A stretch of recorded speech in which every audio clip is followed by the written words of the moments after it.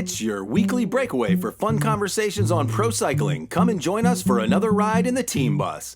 I'm Matt Harper, and together with my brother Justin, we'll do deep-ish dives on professional bike races, teams, riders, and all sorts of cycling-related stories. And we might just sprinkle in some other shiny pop cultural objects along the way. So jump in the saddle and tighten up those shoes. The road awaits. Allez! Hello and welcome to the Team Bus. I'm Matt and this is my brother Justin. And today on the bus, it's our 2026 resolutions show. Last year, we sat down and came up with our lists of pro cycling resolutions for the upcoming season, predictions, wishes, and aspirations for our favorite riders and teams. We also sprinkled in some resolutions for the sport in general, its governing bodies, broadcast networks, and other cycling-related entities. So today, we're going to run through all of those resolutions and give ourselves a grade on how we did. And of course, we'll make our resolutions for the 2026 season. And as always, we'll finish out with one last 2025 ride around the world tour in the broom sleigh. Allez.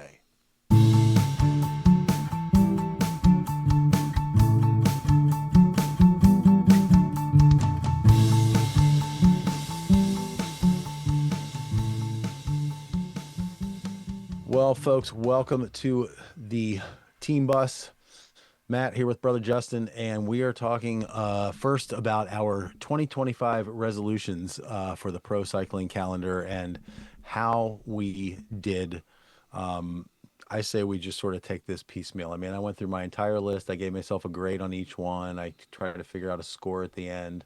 I think... like I said, I took mine directly from the show. So the ones that I have on my list are directly from the ones that I had. So however you want to go. If you want to start, or I can start. It's up to you. Well, I think some of the ones that I had, I had like strike through on the show notes form. I had done strike throughs through some of the line items. So I'm thinking those are the ones that I probably talked about on the show. So I'll start with those and we'll see how far along we get. So you want to kick it off? Sure. So I had Matteo Jorgensen on the podium of the Vuelta. So funny. He is literally in my very first one as well. On that, my grade I gave myself was a D-, based on 10th on GC, no stage wins. Best result was second in the team time trial.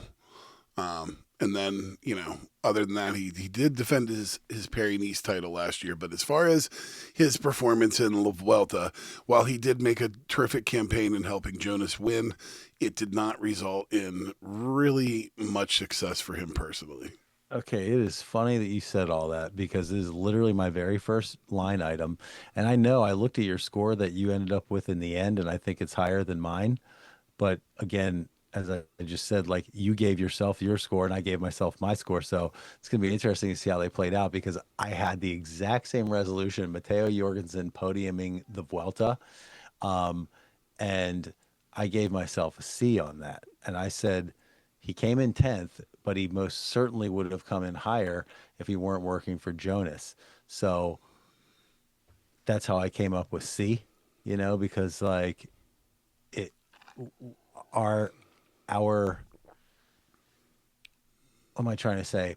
Our prediction was more about him being in a leadership role. So considering the fact that he ended up not in a leadership role, the fact that he managed 10th, I don't know. It's not nothing. They're self-graded papers, man. Maybe the strike throughs are the ones that you did. Maybe they are. What's your next one on your list? It's about the yellow card system. Oh, I have one of those on mine as well. What was yours? So I had the UCI needs to lean into the card system. Yeah. Okay. Those got to be yours then, because that's one of mine. It's a strike through, and so those have to be yours. I'm thinking. All right. Cool. Then I'll do mine that are not struck through, and we'll see how that goes. Okay. What did you give yourself on that? I gave myself a B-. All right. See, I gave an F on that. Well, hold on. So but again, I said they need to lean into it. All right. So they definitely leaned into it. Now you see, I have the statistics here. This is why I'm giving myself a B minus. So go ahead. Look, they definitely fumbled the bag on a bunch of occasions with this. However, so many. Here are the statistics.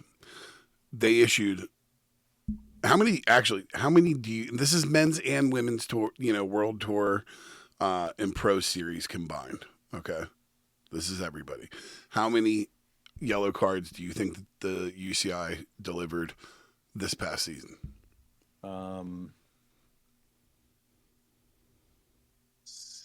65. It is much higher than that. 271. 271. Okay. All right. Most cards for men's world tour and pro level. You said yes, and women's. That's all together. Men's and yeah. Okay. Yeah, I definitely would have guessed higher than that. But anyways, go ahead. But 271 is the number. Most cards for the riders.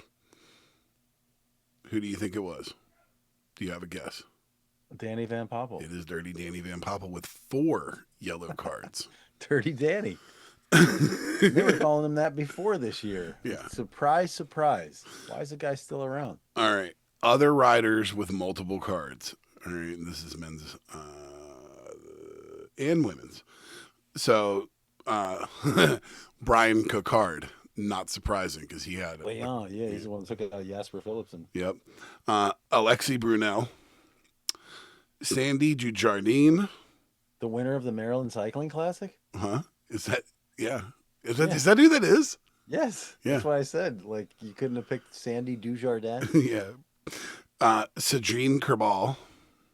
Interesting. Cedrine. Axel Zingle. And Caden Groves. Cedrine took somebody out in a big race. 2 each for all of those riders. Interesting. Caden Groves, too. The first card was Uno X Sports Director Anna Bodegruder in January of 2025. I didn't see what it was for, but that was the first one. The first rider card was, again, Dirty Danny Van Poppel in the Tour Down Under. Yep. Okay. So they used it. I read that it said for the UCI, lean into the yellow and red card system, increase the severity of the suspensions, etc. I said wishful thinking. They sucked with the yellow and red card system this year. F. I think they have a long way to go, but I was surprised at how much that 271 number surprised the shit out of me. All right, like I was not expecting that at all, and I was like, "Oh, that's interesting." And then when you break it down, that no rider got more than 4. I mean, I don't know that that I disagree. I think that there are just maybe cases where they should be giving out the yellow cards that they're not, and I don't know what a deterrent it is if these guys have not really ever been in jeopardy for a real penalty. If he got 4 cards in a season, by the way, and didn't really suffer any penalty other than, I'm assuming, some monetary penalty. Yeah. It's got to have some teeth. Does it work? They implemented it. For implementation, they get a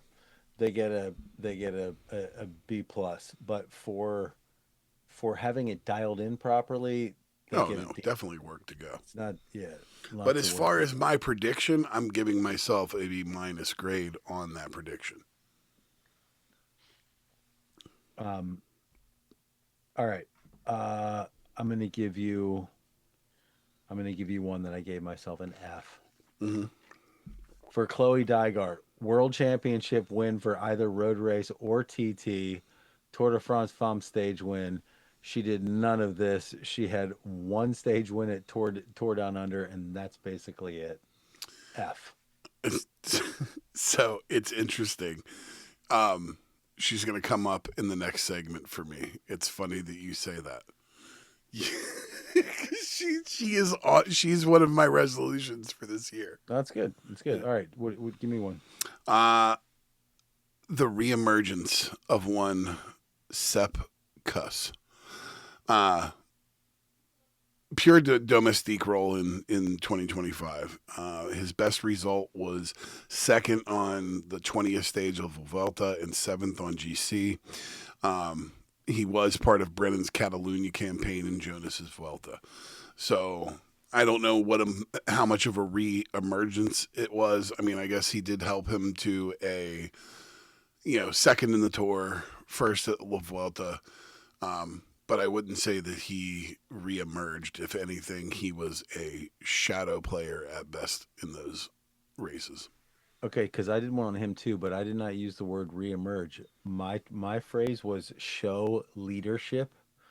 I said for Sepp Kuss to be instrumental in getting Jonas the Maillot Jaune, to show leadership in bringing Visma Lease bike back to glory, and then I evaluated myself. Well, he didn't help Jonas get the yellow jersey, but he showed leadership in the Vuelta, which the team won. So I'm giving myself a C on this one. I gave myself a C on that one as well. All right. Good. All right, let's see. So, I said for ELB, ELB, LBL, or Lombardia win. I don't think I meant to say Lombardia. I meant to say MSR because there is no women's Lombardia. But I get an F just for saying that. In that one, she only got 48th in LBL, so F. Had I actually put the right thing that I think I meant in there, which was MSR, she got like what, fourth? Wasn't she fourth? She had that crazy attack that almost worked. Oh my God, that was so goddamn exciting. Yes, but it got reeled in at the last second. Yeah. She just got taken down in the Lorena Vivas freight train. So yeah, I gave myself as did 24 other riders. Yeah. All right, what else? Give me one. Forbidding him to defend his green jersey. F. Major frickin' F. Huge F.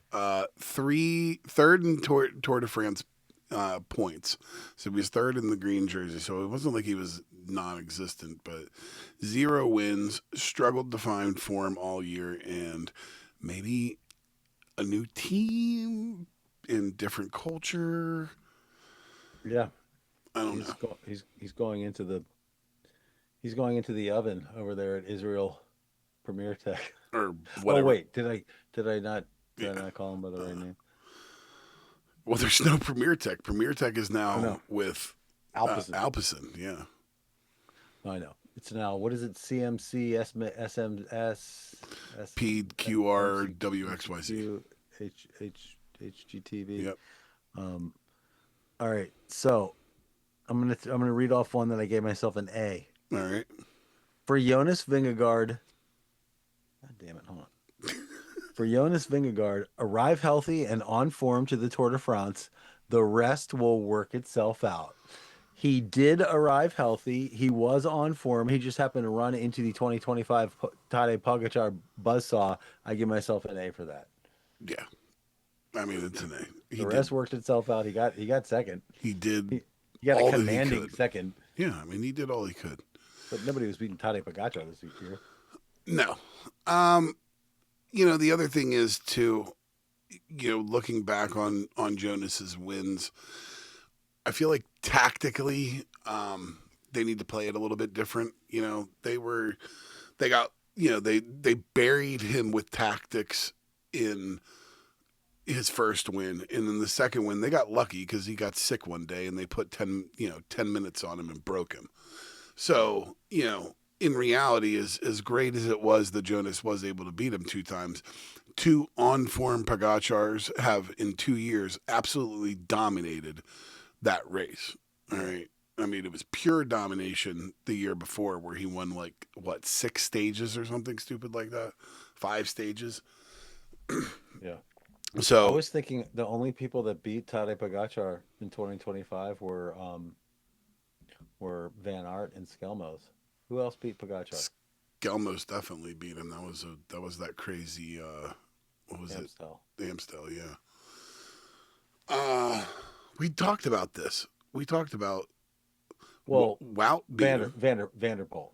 Yeah, Wout and Vanderpool both beat him. Yeah.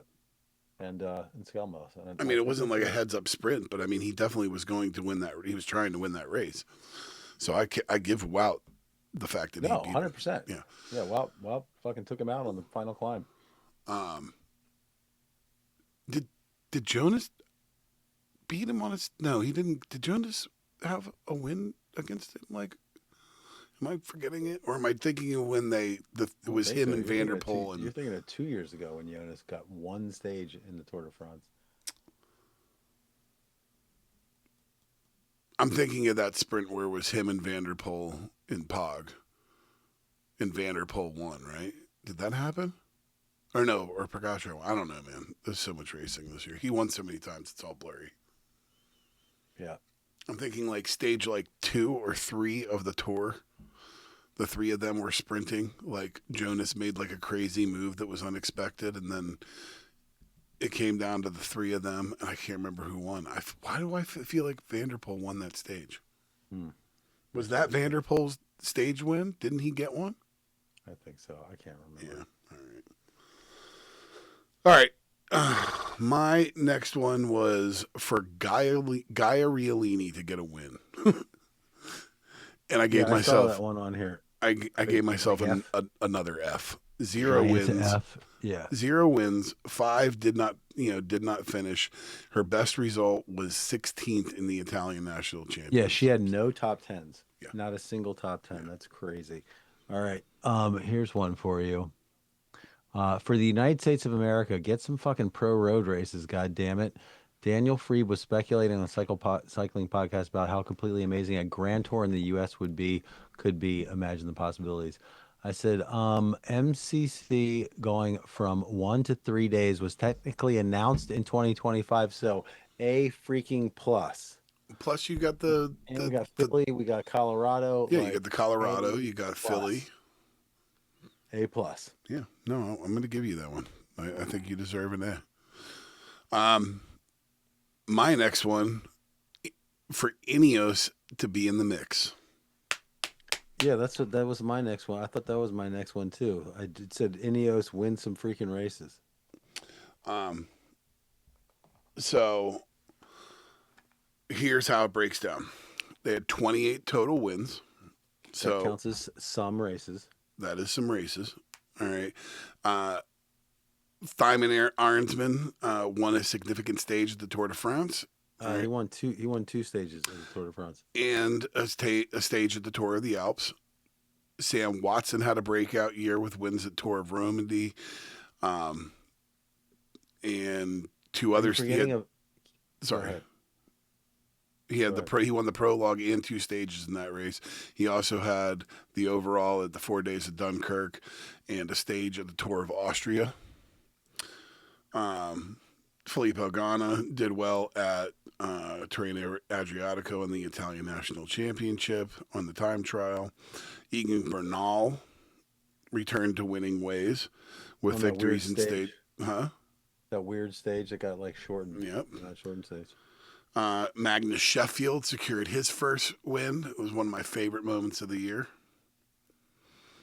Josh Tarling won the Giro d'Italia time trial on stage 2.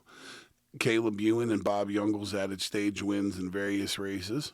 That you're burying the lead. Caleb Ewan, the double swan song, from out of nowhere, early in the season.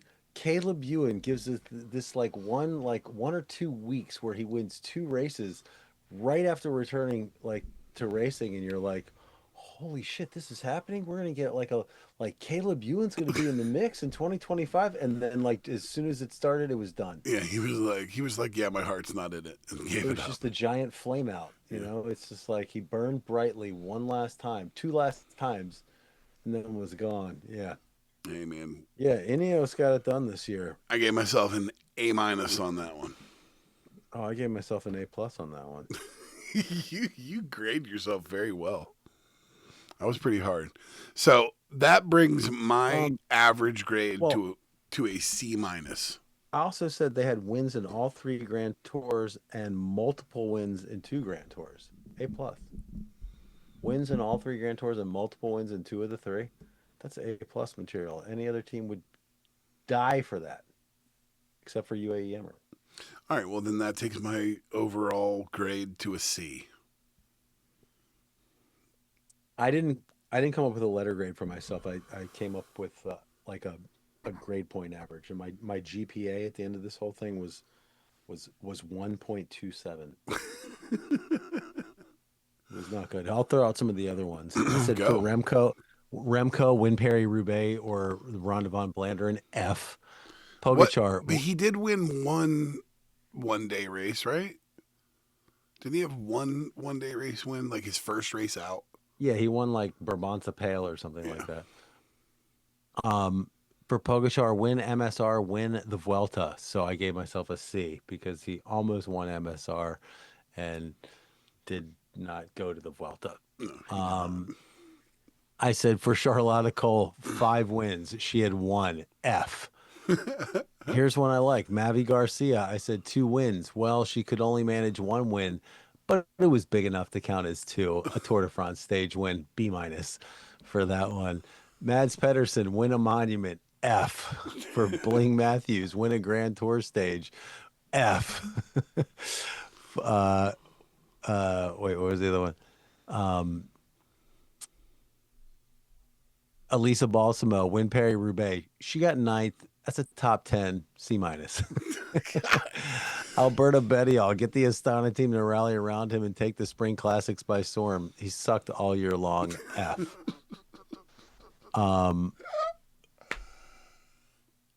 Tudor Pro Cycling, keep the goals modest. Try to build strong lead out for Decline. Mix in some larger goals for Hershey.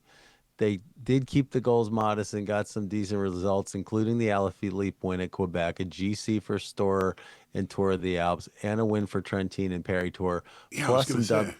Didn't he win? plus He some won like 2 weeks in a row. who? Storer? Was it Storer? Yeah, he won a GC and Tour of the Alps, and he won a stage, I think, as well. Yeah, I remember. No. Mateo Trent, was it? Didn't Trenton? He just got the Paris Tour win I at thought. the end. And he had won it before. Remember, he had won it before, like 10 years before or something like that, or 14 years. Yeah, I do remember that, but I feel like there was maybe I am thinking of Storer that got like wins in 2 consecutive weeks. Yeah. So I got myself a B on that one. And then for BTS, Beyond the Slipstream, as it was called back then, keep producing weekly episodes for a full year. Do a live remote from a bike race somehow, some way. I said C plus.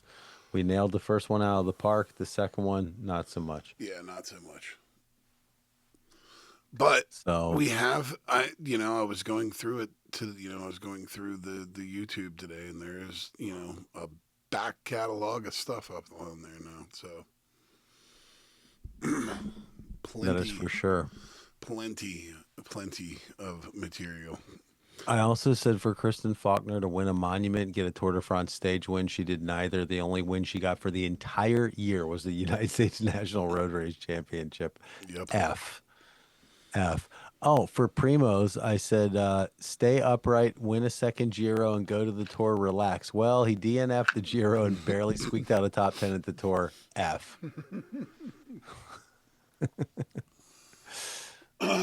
Poor Primos. Yeah. Poor Primos. I think that is all of mine. Yeah, ZLB, Sepp Kuss, Faulkner, Matteo Jorgensen. Yeah. All right.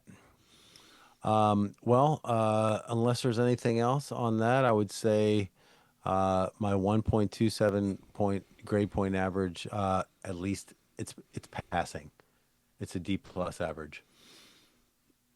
I mean, D minus you're average. getting, you get to go to the next grade, but like just barely. Just barely. F plus. I can barely F plus, like Tenacious D. I can barely justify being on a podcast.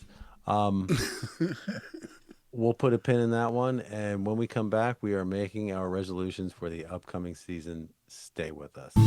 Don't miss Beyond the Slipstream, our weekly companion podcast to the Team Bus, our domestique, if you will, dropping every Saturday in your usual podcast feed. All right, we are back, and it is time to talk 2026 resolutions. My list is not as broad as I perhaps wished it would have been.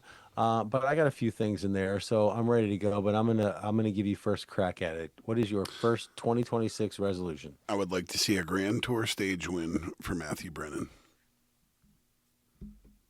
I love that one. That's a perfect one. All of mine are that's perfect. I put a lot 'Cause of that's thought into this. he's going to he will 100% go to at least one Grand Tour, and I think he has demonstrated this year that he is capable of winning a stage in any race he goes to. 100%. That man will find a way. 100%. All right, He what do will you got? find a way. That kid is focused, and yeah. Um, well, one thing I would just want to say, sort of before we get rolling on this, is like, with the benefit of hindsight, like looking at the predictions I made last year and then how they panned out, my predictions are a little bit different this year. You know what I mean? Very Like different. my goals are a bit more modest because I want to do better yes. than a 1.27 next year. So with that, I will say right out the gate that I wanted to see Nilsson Palace podium a monument. I like that. I I think like a that. podium at a monument is completely within the grasp of Mr. Nilsson Palace I like after that. giving us one of our favorite wins of the year, which we analyzed in great detail a couple of weeks back. And I He's think my it's best totally friend, doable. and he's our American boy. And yeah, he is very, very strong in one day races. And I don't see why a podium in LBL, even a podium in MSR, I could Yeah. see it happening for sure. He's been around. That guy's been around the block. He knows how to swing with the big boys. It's you got And to catch if he catches the right day, man. That guy can do anything. yeah, yeah, yeah. All right, go. I really, really would like to see a fifth La Vuelta win for Primoz Roglic. I would like to see that as well, but I got a bad feeling for your grade point average on that one. I, look, I would love to see it as well. it's going to be a main. He's going to be not. He doesn't have to worry about doing the Giro. He doesn't have to worry about doing the Tour. Like he can put all of his focus into that. Yeah, some magic could happen. It is doable. I will 100% say that, but I do not think it is likely. If Pog, Um, it's much less likely if Pogacar decides to go. But as of right now, you would not have Vinga go. You will not have. You will not have Pogacar supposedly, and he doesn't have to go up against his own teammate in Remco Evenepoel. yeah, I know, but he's about to hit the very menacing Juan Ayuso. All right, my next one, this one could be a little bit of a risk. Um, I want to see Ben Healy. I have two predictions for Ben Healy: a second place in LBL, and I think Ben Healy will get two Grand Tour stage wins this year. I think the Grand Tour stage wins are much more likely than the LBL.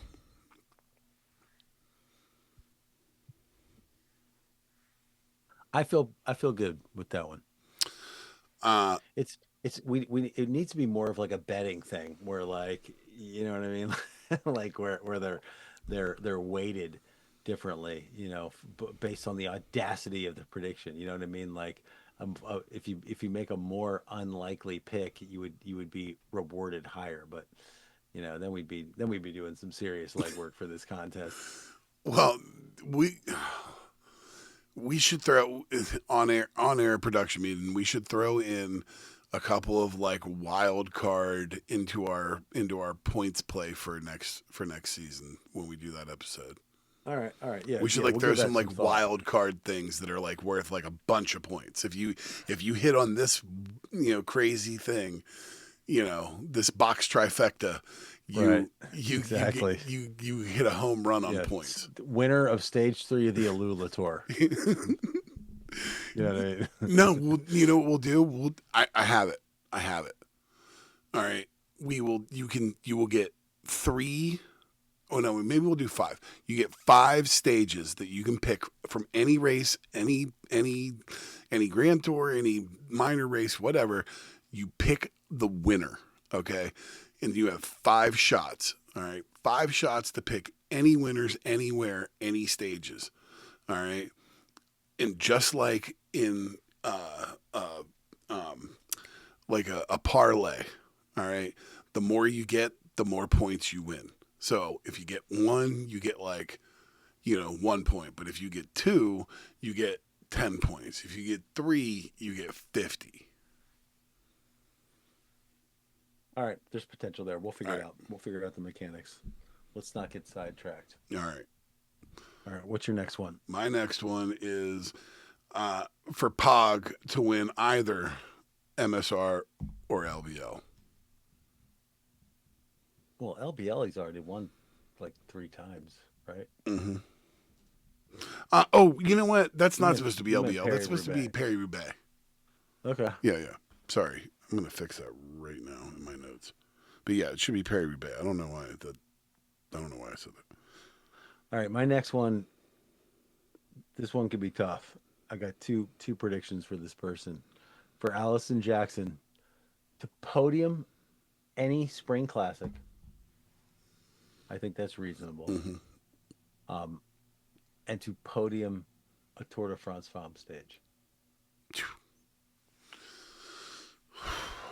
So Podium a stage. but will she even have an opportunity to ride in the Tour de France this year? I think so. All those French teams always get invited to the Tour de France, and she's with that like what is it, Perry Michel or whatever. Or, Yeah, I don't like I said, I so- don't remember the team. I don't ever remember hearing that team's name. yeah, I think she will definitely be there. Okay. I like that, dude. Don't get me wrong. Let's, Ajax can have as many wins as she wants, dude. Like, I'm all in for that. All right, So, what do you got next? a Grand Tour GC win, all right, or a monument for Marlon Roysa. I love that one. I love that one. Okay, so here's the data I have to back it up. She had 2 second places in both, or she had second place in both the Vuelta and the Giro this year. All right, she won the GC at the Tour de Suisse. She's world champion ITT. She had the GC at the Vuelta a Burgos, and she was 6th at Liège-Bastogne-Liège. Yeah, I like that one. That's a good pick. Yeah, I feel like that one's a solid one. All right, my next one is for Richard Carapaz Ooh, what are you gonna do to have a with him? clean shot at a Giro or a Vuelta GC campaign because he's on the EF. Like they don't have deep talent for Grand Tours. He's as good a candidate for a Grand Tour for that team as anyone. So I want to see him sent to either the Giro or the Vuelta, and I want to see him get a podium finish. I mean, I think it's completely doable. I mean, I think it has more to do with the putting the right pieces around him to be able to make it happen. But I think it's completely doable. I mean, they've got a solid roster right now, man. Like that team is not they're not far off the mark right now. I don't know, man. It's gonna be really tough for anybody to get wins with Red Bull and Decathlon, Ineos, and and then you have Visma and Red Bull and UAE, man, dude. Like That's why I said a podium. it's gonna be I'm tough. saying Carapaz can manage a third place in the Giro or the Vuelta. Yeah, He's won the Giro for God's sake. I know. I'm not saying that he can't. I'm saying that it's going to be tough for anybody to win outside of those like 7 teams, man. Like those, like there is major dominance, and that I didn't even say Little Trek. But there's always one outlier here or there. You're right. You're right. You're absolutely right. I think I think you're going to see one of the most competitive years in cycling that we've ever seen because the Ayuso move, what Ineos has done, I think there's going to be there's a lot, I think we're in for a really, really interesting year. It's very, very exciting. For sure. Give me one more. All right. Lotta Kopecky back to form. All right. So, and since we're doing it the way that we're doing it, I'm going to Oh, you gotta be say more specific than I would that. like to see her win a monument. All right, and she did win one last year. Okay, but the Yeah. second half of her season was shit. All right, so I want to see her win a monument. I Her went a little less for her. I said Tour de France stage win. ooh, um, her biggest win was Tour of Flanders. It was her third time. She beat PFP and Cassia and Lippert. She was second at Doorsdorf Vlaanderen. She won the Belgian ITT, and then she basically was shut down for the rest of the season. Yeah. I think she has been transforming her body and getting skinnier and skinnier, and I think she's gonna make a serious run at the Tour de France this year.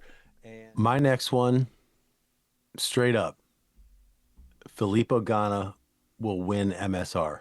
That's a. I mean, he's been right in the mix, dude. Yeah, I mean, like I don't. He's definitely capable of it because he was right there this year in that top three. Yeah, There you yeah. go. All right. Yeah. All right. All right. I like it. All right. My next one is I want to see a Tour de France sprinter showdown. All right, with at least, if not all of these riders, a good bit of them. Merlier, Brennan, Me Coy, Phillipson, Germay, Pedersen, Mias.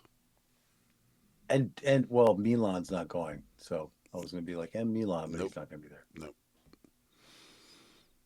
So I want to. I Uh, want to. I'm dying for there to be a really strong sprinters group for the Tour de France.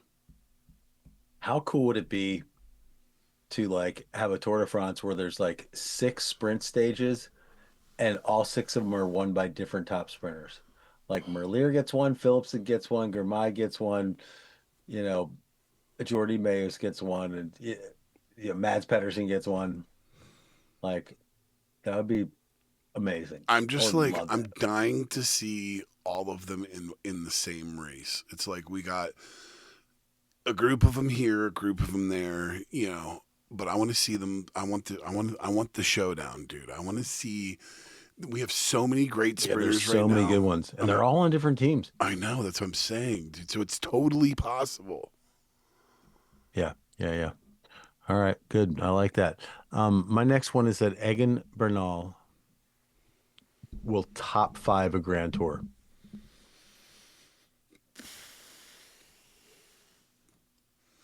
I think that one's gonna be a tough one for you. I do. I do. I do. But If he's on good form this year, he's capable of it. he's extremely capable of it. He's extremely capable of it, and he showed very well in what was it in the Vuelta? Yeah. Yeah, interesting. Yeah, no, I would love to see that, man. I mean, like he's a he has gone through a hell of a lot in the last couple of years. It'd be really nice to see him, get a top five. Really be great. He got a top 10 in one or more of them this year. I mean, he's capable of it. Mm-hmm. Few things go his way. All right. My next one is for the American Quinn Simmons to win a big 1 day race or possibly podium a monument. 1 day race win, monument podium. I like it. He had 3 wins on the season and he was fourth at Lombardia. But his wins on the season were all in stage races, Mm-hmm. right? Yes, they were.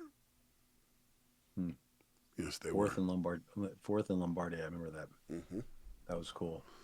So, I'd like to see him win a big 1 day race, like in a Palace esque type situation. Now Yeah. he won't win it the way the Palace won it, but I could see him on a solo breakaway winning Yeah, he'll something. get gone and stay gone. Yeah. All right, I'm gonna do two and one on my next one because it's the two sprinters from Sudal. Okay. Tim Merlier, I'm calling for a top five at Paris Roubaix. And for Paul Magnier, I think he's going to win one of the races on opening weekend. He's going to win Omloop or Kern Brussels Kern. You think he comes? You think he comes out in the same type of form he went in the into at the end of the season with? Look, he's Jesse Eisenberg's long lost cousin. Look, he's really good, and He's going to harness the power of those teeth. he's he's really good. He's as good a sprinter as anybody, and I think if he was on the same form that he was at the end of the season and the beginning of the season, he would have had even more wins than he had, and he ended with an ungodly amount. I think Tim Merlier fancies himself the kind of guy that could win Paris-Roubaix. I think that he could, and it's the type of race that suits a type like him. Or didn't Pedersen win it a couple of years ago? Which monument did Pedersen win? Pedersen hasn't won a monument. Or not Pedersen? I'm sorry, Philipsen. No, Philipsen won MSR. Okay, He was third. He was third in Roubaix behind Van der Poel when I think it was Wout. Wasn't it Wout that was like right there as Van der Poel was winning, but Wout still had a full lap to go, and Philipsen was right behind him. Like, yeah, my guy just won. Yeah, I mean, yeah, I think that is a definite possibility for both of those. Opening weekend is so close. That's ridiculous. All right, what's your next one? For Chloe Dygert to get more than one win in January. In January? No. I'm saying she got one win last year in January. I want to see her win something besides two or more wins for Chloe. Two or more wins. Yeah, she had one win in 2025 in Stage 3 of the Tour Down Under, and her other best showing was 6th at MSR. Yeah. I think this is the year that we see Misha Bredevald become a stage race GC winner. I think Misha Bredevald will win a GC at some race this year. I think that's a pretty good one. I really do. Yeah. What do you like? Are we talking like any of those? Valenciana, Tour de Suisse, like she just wins. She's gonna win a stage race. A UAE Tour. Yeah, something like that. Okay. Yeah, I could see that. I don't have any more, but I can definitely come up with one or two. I would like to see Pauline Ferrand-Prévot defend her title at the Tour de France. As would I, but I wonder to have to work for it. I want it to be a good fight. For Demi Vollering, I think she could win a monument or a Tour de France stage. You don't give her a Grand Tour? I'm not ready to make that prediction. I don't know what her race program looks like. I'm sure she'll go to the Tour, but I mean, I think she did all three last year. You might be right. I'm going to say Demi Vollering is going to win a Grand Tour again this year. You got to type it into your notes or we're not going to be able to. All right. I will put it in. I will put it in right now. I think, yes, I'm going to say that she's going to win one of the 3 Grand Tours this year. I am saying that Eliza Longo Borghini will get a stage win at the Tour de France and finish on the podium of the GC. Wait, one more time with that? Eliza Longo Borghini will win a stage of the Tour de France and she will finish the race on the podium in GC. Okay, yeah. I mean, I think it's completely doable for her. I think that, outside of the Giro, she's been plagued with, bad luck. So I really don't think it's a form thing with her more than it is just, the how the cards fell.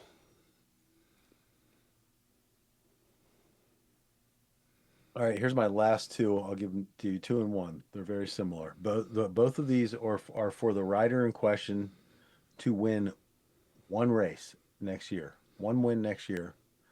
One's a man, one's a woman. The man, I want to see him win one race next year. I don't care what race it is. Julian Alaphilippe. Lulu. He won one race this past year. It's a biggie. Quebec. I think Wanted to win. yeah, I mean, I definitely think that he's one more race than capable of winning next year. The other one is Kasia Niewiadoma, and her one win cannot be the Polish National Championships. She has to get one win outside of the goddamn Polish National Championship. Forever on the podium, barely ever at the top. Always a bridesmaid, never a bride. I mean, she was a bride once, and she's got a kick-ass husband. So, and her entry on PCS actually says Kasia Niewiadoma - Finney with her monotone husband. Don't you dare! Don't you dare! All right. He sounds like Anthony Jeleznik. Jeselnik. Whatever. Unless you have any others, we are going to take a quick break. Do you have any others? I have no more. That completes our resolutions for the upcoming 2026 season. Please stick with us. We will be right back for our final ride of the 2025 year in the Broom Wagon. See you shortly.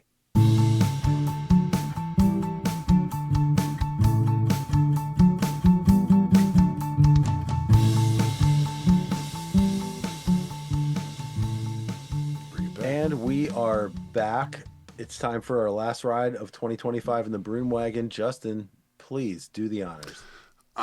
So I wanted to highlight some, world tour level BMX biking, which I have been watching clips of since our Velo d'Or episode a couple weeks ago, where we saw the really, really cool BMX bike montage.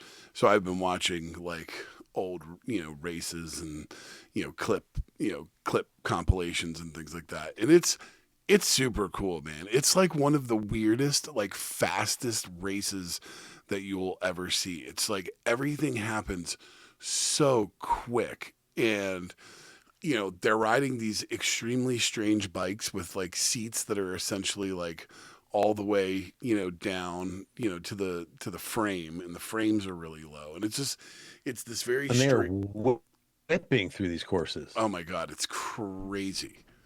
It's crazy. And like some of these finishes, so I put two videos in the notes, and you will put them in the links. I'll put the links in the description for the episode. But the one is like the five, like top 5 closest finishes, which are insane. Like, I mean, they are, for as fast as these guys are going, like that, you have like multiple photo finishes in that grouping. And then I put in the 2025 UCI Urban Cycling World Championship, the highlights from the freestyle park. Dude, it is like, it's insane, man, what these guys can do on these bikes. It is absolutely I'm sitting here nuts. watching these races. It just looks like the funnest thing in the entire world. It's like you're at an amusement park or something. They're so small, and it's just wild. And I'm trying to figure out, like, I mean, it looks to me, first of all, the race is just like, it's like one lap. So like one course, like like one shot down there, and they're getting in these photo finishes. What the winner in a race like this, the separation between the winner and the guy coming in last place is like 2 seconds. So what is it? I mean, it's like sprinting in a way. Think about it. It's like sprinting. Like, what is it that separates the guy coming in first from the guy coming in last? Because they finish so closely together. Is it just explosivity? It's how they come in and out of those turns. Bike handling, or there's, it's fractions of a second. It's crazy. So cool. Yeah. It's so cool. It looks so fun. And it's like the way that they whip around those courses and like the angles and things that they achieve and like the zero gravity of it all. It's wild, man. I'm telling you, you can get lost watching clips. Yeah, and I mean, it goes without saying the stuff that people are doing on like the BMX freestyle bikes are it's just outrageous. Oh yeah, the spins, Just the kickouts, the like it's so it's much just stuff. and every year it just gets pushed further and further and further and further. It's just an infinitely expanding universe of sport, that just it it never even looks like there's a ceiling. You know what I mean? There's just no ceiling. Like today's like impossible trick is 5 years from now thing that everybody does in their Yes. opening move. You know what I mean? It's just crazy. It's absolutely crazy. Yeah, So I love it. I highly recommend if you are into cycling, go check out some UCI level BMX racing because it is super duper cool. Yeah, and I'll definitely throw those links in the show notes. Really cool watch on both of those. Hmm. Um, all right, for my broom wagon today, I just want to give a quick shout out. So I was watching the GCN racing show with low rent Hugh Jackman, Dan Lloyd, Dan uh, Lloyd. who's great. I love Dan Lloyd. Um, and he did a big piece this week on the supposed Vanderpool Van Aert rivalry. Um, and Saw the thumbnail. I have not had a chance to watch it, so I'm he interested to honestly see what he. came to a lot of the same conclusions that I think I've come to that we've talked about on this show. Um, the upshot is basically that like the rivalry doesn't exist anymore. Like there used to be a rivalry, it's not there anymore. Like they've become different riders, and he didn't. This is why I really liked it. He's really in lockstep with us. It's not that Vanderpool has won the rivalry. If if you take a quick cursory look at it, yeah, but Wout van Aert has won 10 stages of the Tour de France. Matthew Vanderpool's won two. Wout van Aert has become a Grand Tour racer in a way that that completely overshadows Vanderpool's Grand Tour stuff. But Vanderpool is the far superior classics racer. Yes, It's just I would right. agree with 100%. And so Dan Lloyd on the show was kind of breaking down their career, like the history of the rivalry, essentially. And he noted that um, when it came to the monuments, of course, Vanderpool has gotten like six or something like that to Wout Van Aert's one. But Wout was first out the gate. So Wout won MSR in 2020. And I thought to myself, I'm going to go and watch how Wout won MSR in 2020 because I'm trying to like go back and jog my memory a little bit and it was a little fuzzy. So I went back and I'll link to it in the show, just a recap video of the 2020 Milan San Remo. But it just had me in that headspace like when he won on at the Tour de France this year on Montmartre.